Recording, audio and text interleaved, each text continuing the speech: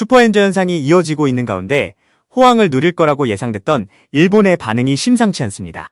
지난 3월에 일본은 찾은 해외 관광객은 모두 308만 명으로 역대 최대를 기록하는 모습이었는데요.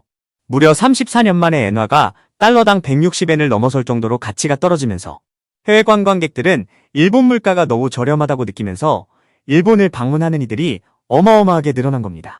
일본은 값싸게 즐길 수 있는 나라로 이미지가 바뀌면서 세계에서 가장 싼 여행지로 도쿄가 4위를 기록하는 등 전과 다른 움직임을 보이고 있는데요.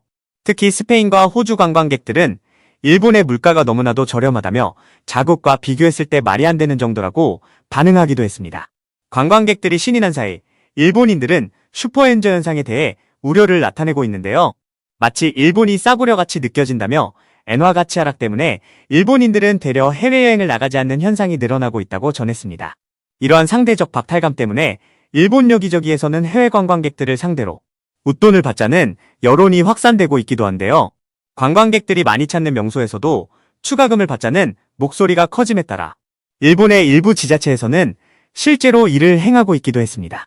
이른바 이중가격제인데요. 이에 대해 일본 측에서는 엔저 시대의 외국인들이 상대적으로 저렴한 비용으로 일본 여행을 하는 만큼 수요를 자극한 물가는 일본인들이 감내해야 한다고 주장하면서 외국인들이 돈을 더 내는 대신에 정중한 지원 등의 혜택을 누릴 수 있게 해주자라는 취지라고 밝히고 있는데요. 자칫 차별로 비춰질 수 있는 부분이기 때문에 많은 이들이 예민하게 바라보고 있습니다. 현재 일본 경제는 급격한 엔저와 물가 급등으로 인해 2분기 연속 마이너스 성장을 기록하고 있는데요. 이렇게 연속적으로 경제 상황이 위축되면서 앞으로 더욱 심각한 경기 침체에 빠질 것이라는 전망이 이어지고 있습니다.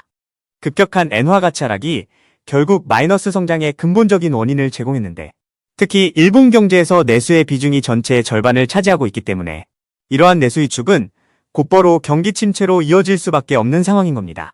여기에 곧 있을 계절 변화로 인해 지진과 태풍 쓰나미와 같은 자연재해까지 발생하게 된다면 일본 경제 상황은 그야말로 다시 한번 심각한 위기를 맞게 될 것이라는 예상이 쏟아지고 있는데요. 전 세계인들이 일본을 찾아 관광하며 여행 수요를 높이고 있지만 정작 실속은 챙기지 못하는 일본의 현실적인 상황에 많은 누리꾼들은 놀라고 있습니다.